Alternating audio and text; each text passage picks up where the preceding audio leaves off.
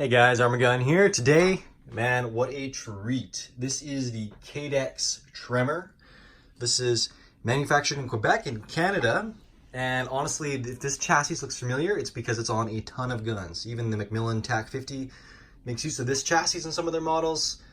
I think I've seen this on like some of Troy's big bolt guns. And honestly, I think Cadex is famous for this chassis. But this is their own gun. This is their own 50.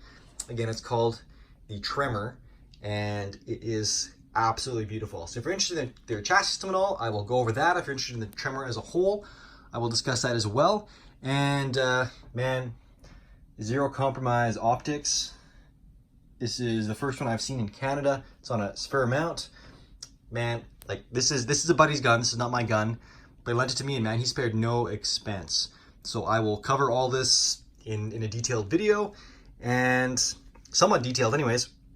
I haven't shot it yet, though I do intend to hopefully, maybe even this fall, get it out to about a mile at a range I have access to. More or less a field with a big gravel pit in it. But yeah, I'll talk about the stock, all the adjustments there.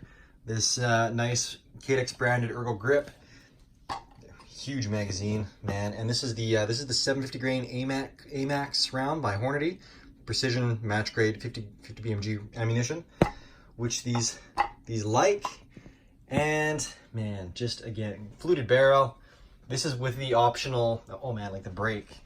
You pay special attention to the brake. This thing is huge, absolutely huge, and gorgeous, and quite impressive, quite effective as well. I believe Rob Furlong of the shooting, extreme long range shooting courses in Canada, he helped design it, I believe. So pretty cool stuff.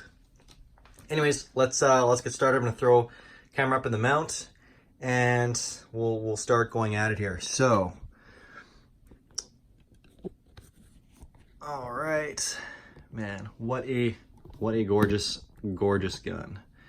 I first saw one of these in Eagle Hunting Supplies in Richmond, BC, near Vancouver. Saw one of these. I think it was in the FDE color, and man, I was just blown away by how good it looked, and knew one day I'd have to own one. So I don't own one yet, but again, buddy lent me this thing. I'm pretty stoked about it. And again, I already talked about this round here, so let's just take a quick look here. So this is the mag releases up here, forward of the magazine. This is the massive magazine itself, single stack, and accommodates the full length rounds very nicely. Just definitely gorgeous. All the machining in here is pretty unbelievable as well. This is, so Cadex, there's the bolt up there. It's a 50 degree 4-lug bolt, and it comes out of there buttery smooth. So pretty slick. This has, Cadex's chassis has this unique V system, which just eliminates any rattle or any play between the barreled action and the receiver. So that's always good. The front of the handguard here is a Mirage control tube. So whatever the design was meant to just incorporate heat dissipation and make it so that the heat didn't come up above your optic and create mirage, distorting your vision. Again, I mentioned the bolt 4-lug design, 50 degree throw, so not bad at all there. The bolt knob, you can get two different versions. This is the oversized crosshatch bolt knob. You can also do a rounded bolt knob as well if you prefer. Now the barrel is available in standard, a 29-inch, but those guys that are really looking to stretch the legs of a 50 BMG, get all they can out of the caliber, they know that you want a 32-inch barrel, as your kind of your optimal length. I believe it's a 1 in 15-inch twist. So anyways, the gun comes standard with the 29-inch barrel. You can get the 32-inch on request. Also, it comes with standard a 40 MOA top rail, and you can get it with special request a 20 MOA top rail. And the trigger in here is actually quite phenomenal. It's this cool DX2 Evo selectable single or double stage. And honestly, that's really cool. You can adjust it from a 1.5, 2.5 pound. And again, you can also choose whether you want just a single stage trigger that just breaks right away, or that has a take up and then a break, like a 2-stage. So again, very cool and pretty unique. And honestly, You've got an oversized trigger guard here for gloved hands, and then also there's a slot under here to make adjustments to your trigger. So if you really want to do really fine-tuning adjustments, you can take this whole lower piece off. It's all aluminum. This whole lower piece comes out, and then you can fine-tune your trigger without ever taking apart your action. So you don't have to worry about resetting, your optics and re-zeroing stuff. You can just do all your adjustments beforehand, which is really cool. So now the buttstock, this thing is a beast. It's quite stiff, but there's this little mechanism right here. So just pull this back, slide the gun ahead a bit so you can see all this. So this is the folder.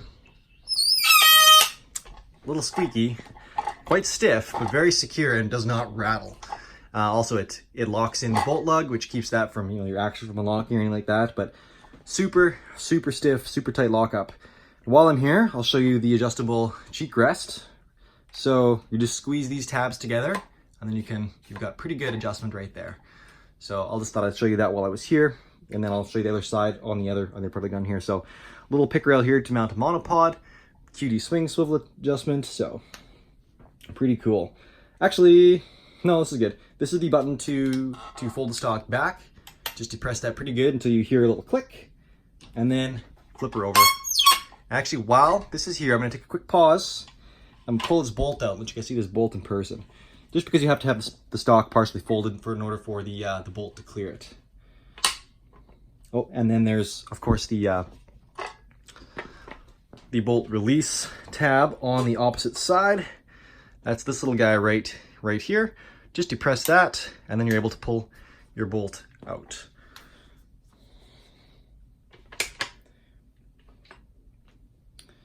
And there she is. There's a safety, so you flick this. I'll do that once it's back in the gun.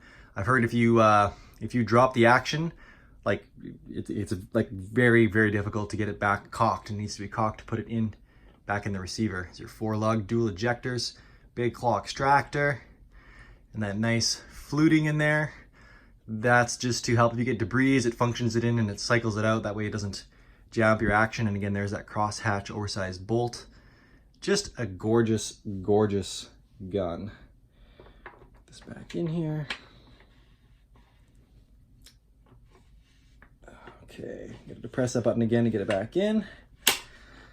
Slide that in, send her home, and here's that safety. So just there, that's on obviously safe. That locks the action completely, and then fire, and it's back unlocked again. So I'll just leave it on safe. Fold the buttstock back out, and clicks in there. Again, just a bit of a bear. It's a bit stiff, but at any rate, now you can adjust the butt plate placement. Quite a wide variety of adjustment. It's really simple. All you do is throw this lever right here, and to adjust length of pull, you just depress or flip up this lever right here, and again, you've got quite a wide variety of movement. So cool. It's a great folding stock design. Lots of features built into there. Again, this cutout for the bolt. This is really slick. Really slick. And again, being Canadian, I'm extra proud that this is a Canadian gun. And it's cool to see these on high profile manufacturers' builds everywhere. This is a really popular Cadex, this chassis system by Cadex. So what else can I tell you about this thing? Honestly, I think that's about it. The MSRP for these things is around $8,500 Canadian, and that would just be for the base rifle, not including the muzzle brake. The muzzle brake I think is another $500 or so. But again, have you seen that thing is a tank? It's awesome. Awesome. And then I guess otherwise, just for specs, with the stock fully open, I'm not sure with the length of pull or not, but it's 51.5 inches long. And when you fold the stock, it's 42.4 inches. The weight is 22.6 pounds.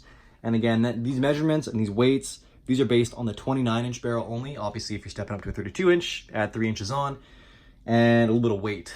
So I just did my classic Arm&Gun one-handed arm out pose outside with this thing, and man, I think I almost had an aneurysm. It was a challenge, but it was. And then I decided I needed another view of it too, so I went and struggled to get a second one that was a little more trial. I guess if you haven't already known, if you haven't checked my Instagram page, please take a moment to do so.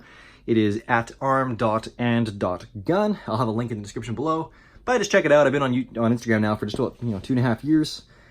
Just about to cross the 200,000, or right, should have been by the time this video is up. I'll have crossed the 200,000 subscriber marks. I'm pretty pumped about that. Hoping to do the same thing on YouTube. So if you like my content, again, please like, subscribe, comment. I will comment back, and we're gonna get this gun out.